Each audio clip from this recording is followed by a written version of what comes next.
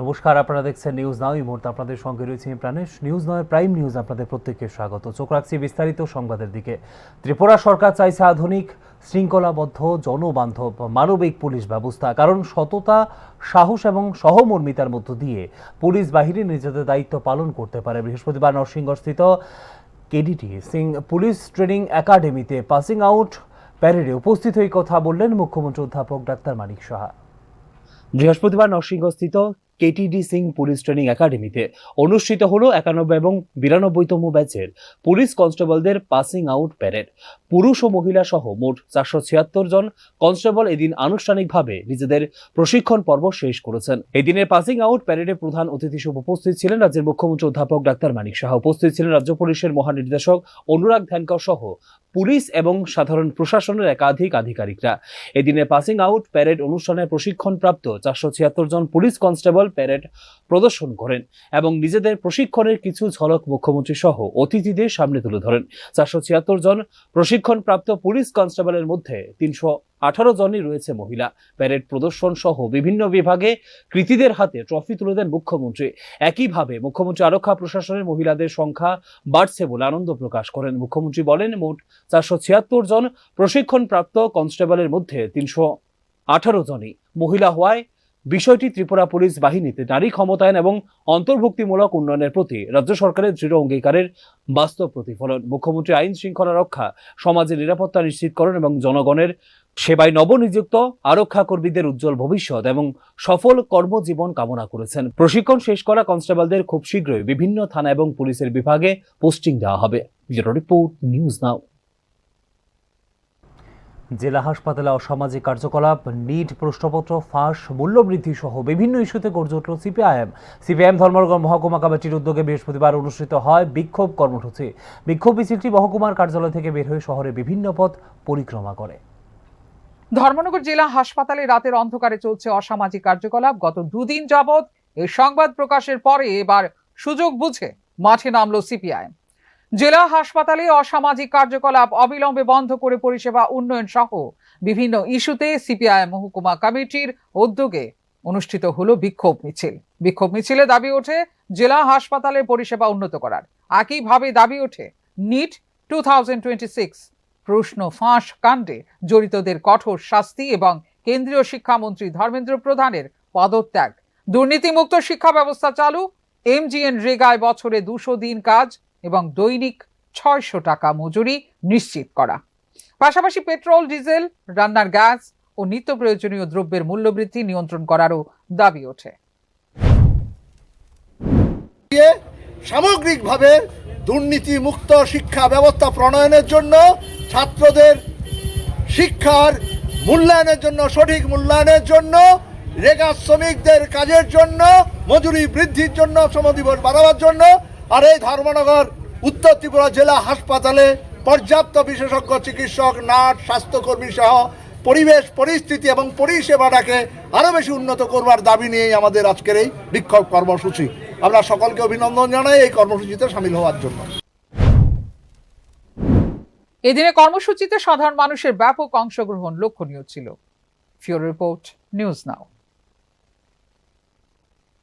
সূর্যমুখী ফুলের পর এবার আঙ্গুর চাষে সাফল্যের মুখ দেখল ত্রিপুরা। ঊনকোটি জেলার কৃষি বিজ্ঞান কেন্দ্রের উদ্যোগে উৎপাদন হলো উন্নত মানের সুস্বাদু আঙ্গুর।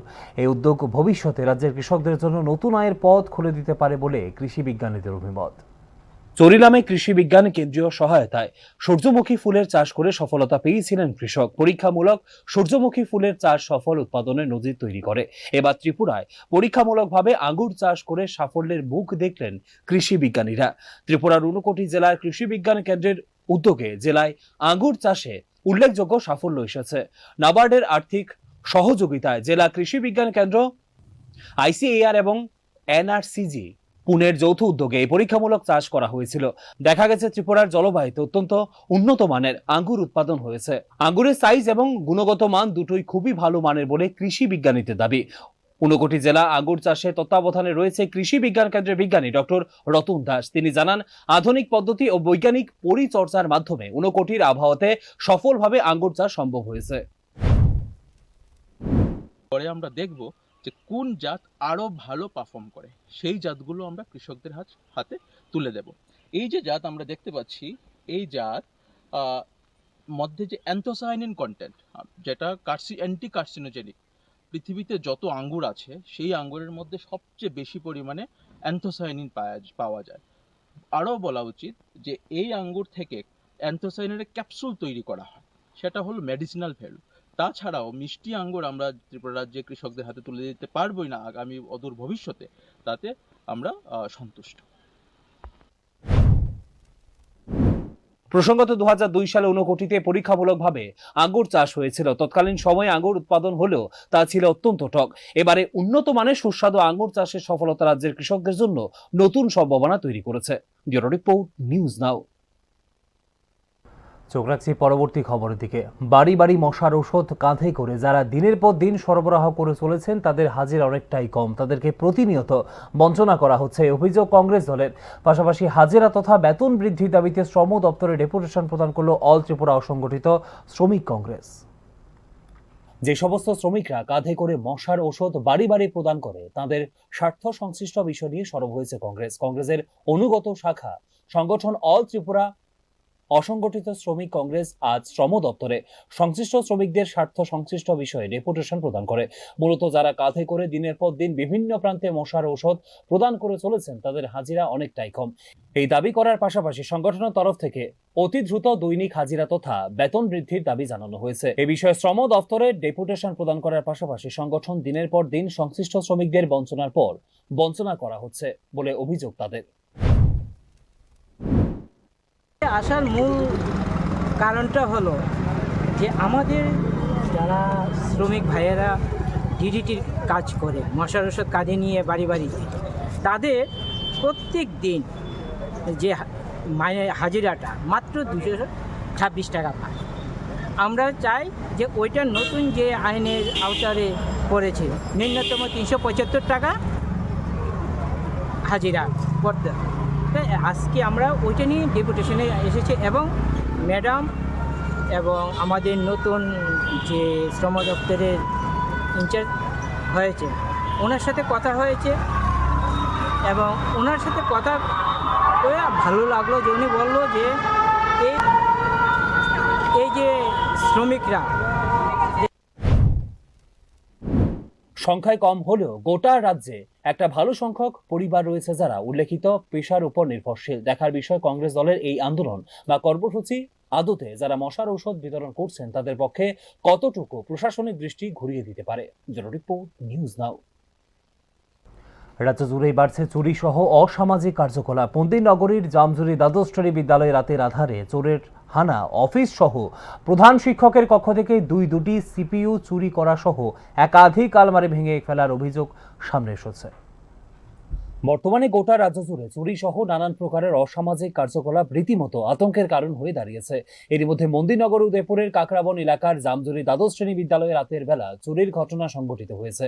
গোটা ঘটনা সম্পর্কে বিদ্যালয়ের প্রধান শিক্ষক দাবি করেছেন, বিদ্যালয়ে আসার পর ওনারা দেখতে পেয়েছেন প্রধান শিক্ষকের কক্ষ থেকে শুরু করে অফিসের মূল কক্ষের তালা ভাঙা এবং একাধিক আলমারি ভেঙে রয়েছে। পাশাপাশি তিনি জানিয়েছেন প্রধান শিক্ষকের কক্ষ সহ অফিসের মূল কক্ষ থেকে 2টি কম্পিউটারের পাশাপাশি আর কি চুরি হয়েছে বিষয়গুলো পুলিশ আসলে তদন্ত করে দেখা হবে, এমনটাই জানিয়েছেন প্রধান শিক্ষক। শুনলাম জামজুরি এসএ স্কুলে আমি প্রধান শিক্ষক, শুনলাম যে আমাদের এসে দেখি যে দরজা ভাঙা, হেডমাস্টারের রুমের দরজা ভাঙা এবং আমাদের অফিস রুমের দরজা ভাঙা। ভিতরে দেখলাম অনেকগুলি আলমারি ভেঙে ফেলেছে। আর আপাতত যেটা দেখেছে যে একটা সিপিইউ অফিস রুম থেকে নিয়েছে এবং হেডমাস্টারের রুম থেকে নিয়েছে। আরও আলমারিগুলো ভাঙা, এখনও আমরা এগুলি ধরিনি। পুলিশকে আমরা খবর দিয়েছি, ওনারা আসবেন, আসার পর দেখা যাবে যে কি কি নেওয়া গেছে। ওনারা আসলে আমরা তারপর এগুলি দেখব, আরও আলমারির ভেতরে কি কি জিনিস আছে, এগুলি কোনটা খোয়া গেছে কোনটা যায় নাই। শুধুমাত্র এই জামজুরি বিদ্যালয় নয়, ইতিপূর্বে রাজ্যের একাধিক বিদ্যালয়ে কম্পিউটার বা কম্পিউটারের কিছু যন্ত্রপাতি চুরির ঘটনা সামনে এসেছে। এগুলো নিয়ে প্রতিনিয়ত আতঙ্ক তৈরি হচ্ছে।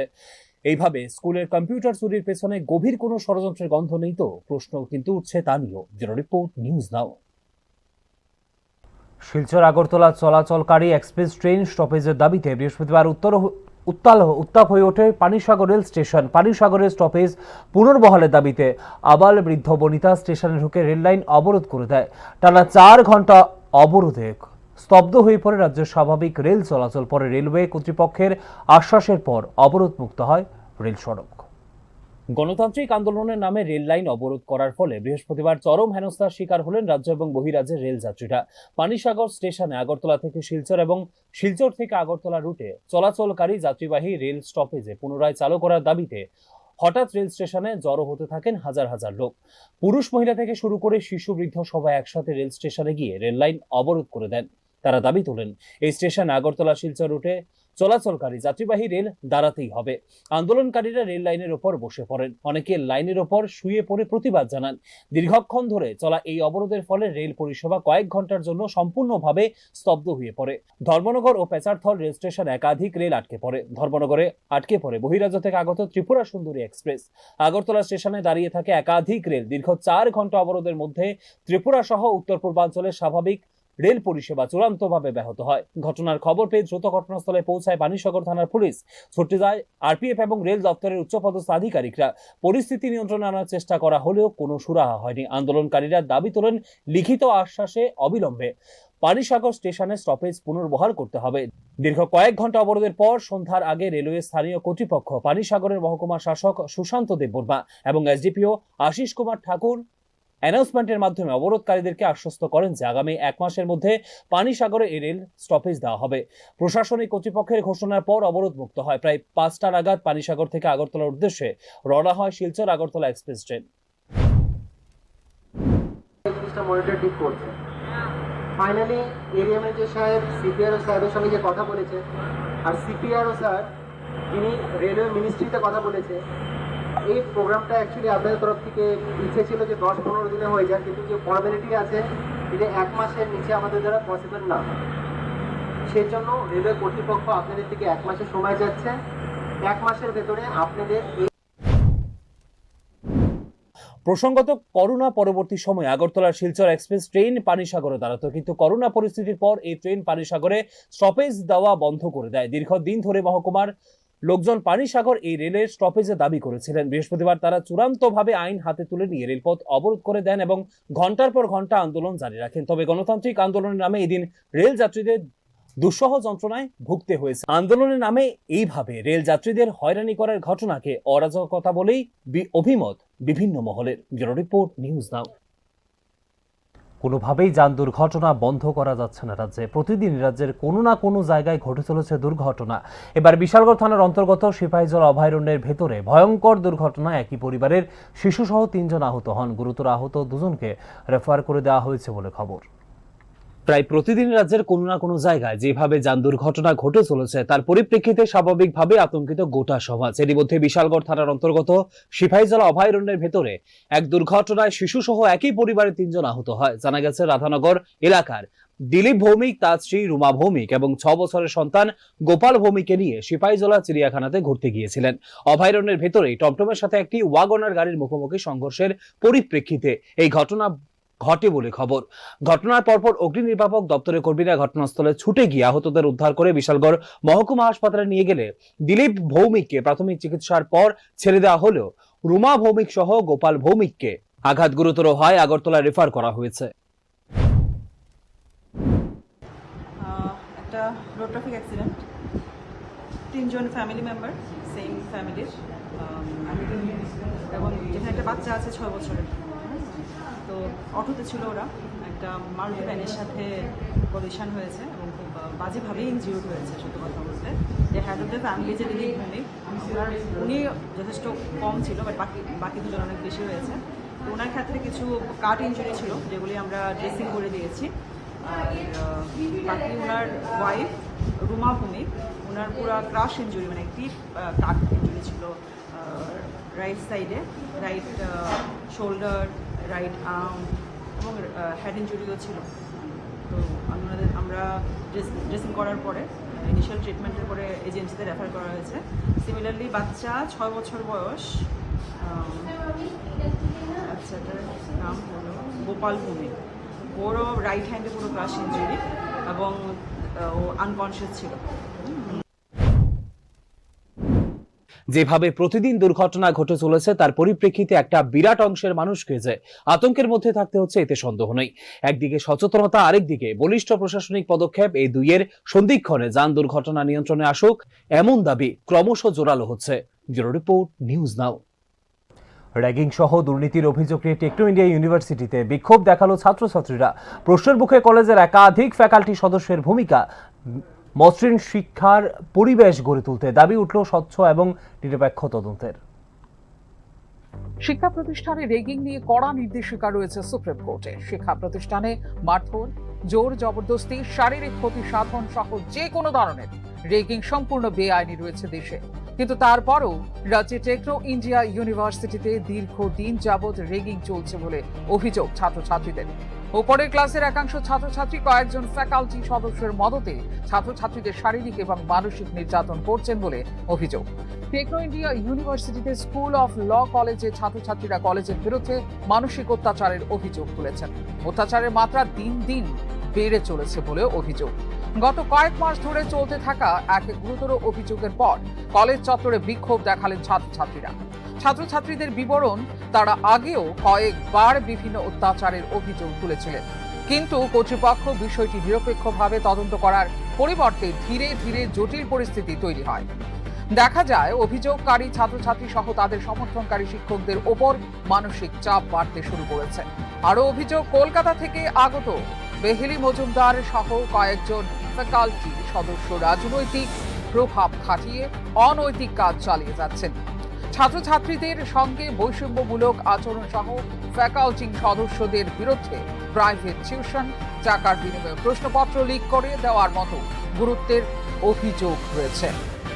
বিভাগীয় প্রধান অমরজিৎ কর্মকারও রহস্যজনক কারণে অভিযুক্ত শিক্ষকদের বিরুদ্ধে কোনো ভূমিকা নিচ্ছেন না। অসন্তুষ্ট ছাত্রছাত্রীদের একাংশ এদিন দল বেঁধে স্টাফ রুমে গিয়ে ফ্যাকাল্টি সদস্যদের সামনে বিক্ষোভ দেখান। আপনি নিজে থেকে এসে হঠাৎ করে আমাদেরকে সারপ্রাইজ করে দিচ্ছেন এই কমপ্লেইনগুলো সবকিছু। আপনি না শুনে কি হয়েছে আমাদের সাথে বলুন তো। না, আপনি কোথা থেকে আসলেন? না, কোথা থেকে আসলেন? আপনি কোথা থেকে আসলেন? কোথা থেকে আসলেন? ম্যাটারটা বলুন, ম্যাটারটা বলুন, ম্যাটারটা বলুন, আমাদের ম্যাটারটা বলুন। না, কি ম্যাটার আপনি বললেন জানেন, বলুন। না বলুন, না বলুন, ওয়েট ওয়েট, না বলুন, না যাচ্ছেন কেন, যাচ্ছেন কেন, যাচ্ছেন কেন, যাচ্ছেন কেন, যাচ্ছেন কেন? ছাত্রছাত্রীদের বক্তব্য, তারা প্রতিষ্ঠানের বদনাম করতে চাইছেন না, কিন্তু শিক্ষা প্রতিষ্ঠানে মসৃণ শিক্ষা ব্যবস্থা এবং ছাত্রছাত্রীদের সুষ্ঠু ভবিষ্যতের স্বার্থে পুরো ঘটনা স্বচ্ছ এবং নিরপেক্ষ তদন্ত চাইছেন। ব্যুরো রিপোর্ট, নিউজ নাও। স্মার্ট সিটির কাজ চলাকালীন কাটা পড়ল গ্যাসের পাইপলাইন। ঘটনা অভয়নগর জগৎপুর এলাকাতে। দৌড়ঝাঁপ শুরু হয় মুহূর্তের মধ্যে। অগ্নি নির্বাপক দপ্তরের ভূমিকা অল্পেতে গোটা এলাকা রক্ষা পেলেও আতঙ্ক তৈরি হয়েছে এবং ব্যবস্থাপনার দিকেই উঠছে আঙুল। গোটা আগরতলা শহরে বিগত কয়েক বছর ধরে স্মার্ট সিটি প্রকল্পের কাজ চলছে। এরই মধ্যে এই কাজ চলাকালীন সময়ে আজ অল্পেতে রক্ষা পেল অভয়নগরের জগৎপুর এলাকা। ঘটনার বিবরণে প্রকাশ, সংশ্লিষ্ট কাজ চলাকালীন কোনোভাবে গ্যাসের পাইপলাইন কেটে যায়। ঘটনা চাক্ষুষ হওয়ার পর দৌড়ঝাঁপ শুরু হয় এবং খবর যায় অগ্নি নির্বাপক দপ্তরে। কিছুক্ষণের মধ্যেই অগ্নি নির্বাপক দপ্তরের কর্মীরা ঘটনাস্থলে ছুটে এসে সমস্যার সমাধান করেন। এই সমস্যার সমাধান হওয়ার পর স্থানীয়দের মধ্যে স্বস্তির আবহ পরিলক্ষিত হয়েছে। গোটা বিষয় নিয়ে সরাসরি কিছু বলতে না চাইলেও অগ্নি নির্বাপক দপ্তরের কর্মীদের বক্তব্যের মধ্যে তাৎপর্যপূর্ণ ইঙ্গিত পাওয়া গেছে, যেখানে সংশ্লিষ্ট কাজ পরিচালন করার ক্ষেত্রে ত্রুটি রয়েছে। বিশেষ করে আগাম সতর্কতামূলক ব্যবস্থা গ্রহণ না করে বা উপযুক্ত কর্তৃপক্ষকে অবগত না করে এই কাজগুলো যে বিপজ্জনক, এই বিষয়টা কিন্তু অগ্নি নির্বাপক দপ্তরের কর্মীদের বক্তব্যের সাথে জুড়ে থাকা হাবভাবেই অনেকটাই স্পষ্ট। আপনাদের কাছে কি খবরটা আছে? না না, আপনাদের কাছে নিশ্চয়ই খবর আছিল যে পাইপলাইন পাড়া গেছে। না না, আপনারা কি দেখছেন? আমরা অফিস থেকে কল করা হয়েছে, এই কারণে আমরা আইছি। হ্যাঁ, কি পাইছেন, মানে কি দেখছেন? এখানে 33 লাইনের একটা পাইপ কাটা গেছে, এই লাইনটা বন্ধ করে দিয়ে গেছে। কতক্ষণ সময় লাগলো এই কাজটা করতে? এটা আধা ঘন্টা 1 ঘন্টার ভিতরে হয়ে যাবে। আচ্ছা, যেহেতু পাইপলাইনের কাজ করা হয় বিভিন্ন শহরে বিভিন্ন জায়গাতে, তো সেই জায়গার মধ্যে আপনাদের কি অ্যাডভান্স জানানো হয় যে এই জায়গাতে কাজ করবে বা পাইপ হ্যাঁ, লাইন এটা তো অফিসে জানানো হয়, ওয়েন্ডোম অফিসে, আমরা ফায়ার ডিপার্টমেন্ট থেকে, তো আমরা এটাই ইয়ে করি না। অনুমতি নেওয়া হয় আপনাদের কাছে? এটা অফিসে জানে, টিএনজিসির অফিস, তো আমরা তো ফায়ার ডিপার্টমেন্ট টিএনজিসির, তো আমরা এটা অতটুকু ইয়ে করতে পারি। জনবহুল এলাকায় এইভাবে গ্যাসের পাইপলাইন কেটে যাওয়া একদিকে যেমন আতঙ্ক তৈরি করছে, ঠিক এর পাশাপাশি দাবি উঠছে আগামী দিনে যাতে এই প্রকারের ঘটনাগুলোর পুনরাবৃত্তি না হয় সেই দিকে পরিকল্পনা অনুযায়ী নজর থাকুক। ফিরো রিপোর্ট, নিউজ নাও। রূপাইছড়িতে জনজাতি গরিমা উৎসব উপলক্ষে বৃহৎ প্রশাসনিক শিবির আয়োজিত হয়। প্রত্যন্ত অঞ্চলে প্রশাসনিক এই আয়োজন দারুণ সাড়া তৈরি করে। প্রশাসনিক উদ্যোগে চিকিৎসা পরিষেবা থেকে শুরু করে অন্যান্য সুবিধা গ্রহণ করে কৃতজ্ঞতা সাধারণ মানুষদের।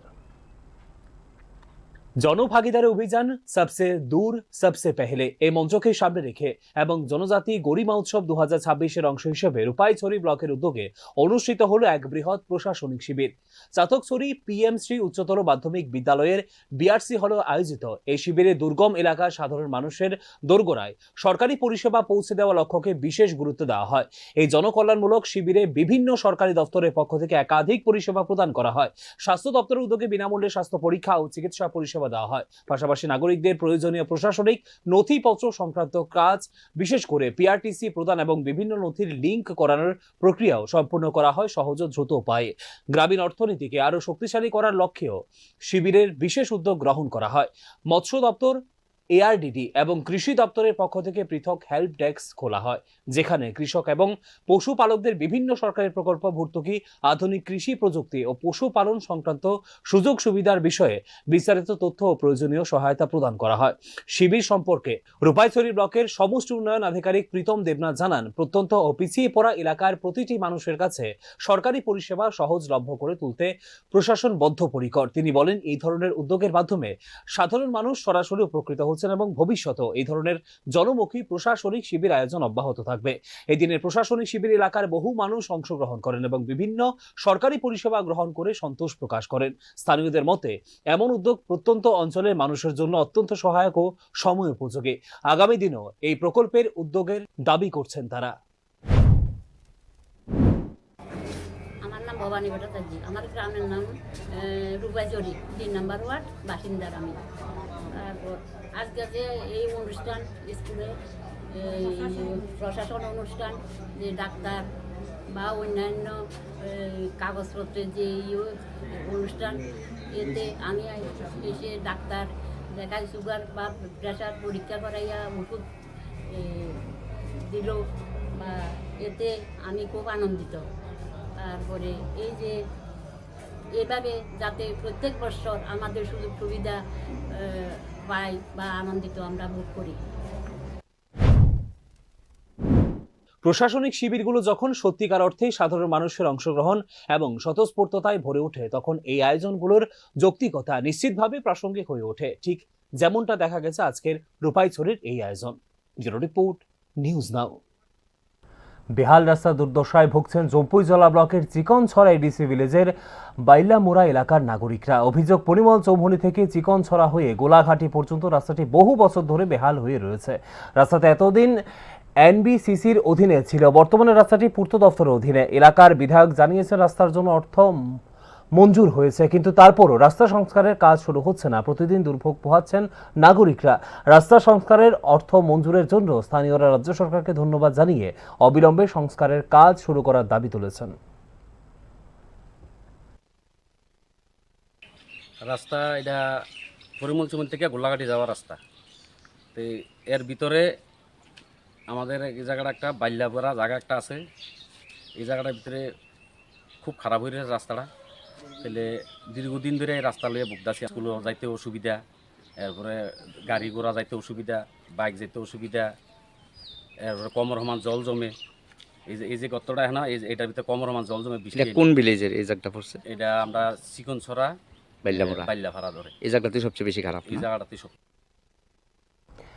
এখনকার মতো সংবাদ এখানেই শেষ করছি। পরবর্তী খবরাখবর এবং আপডেটস দেখার জন্য অবশ্যই চোখ রাখুন শুধুমাত্র নিউজ নামের পর্দায়। নমস্কার, শুভরাত্রি।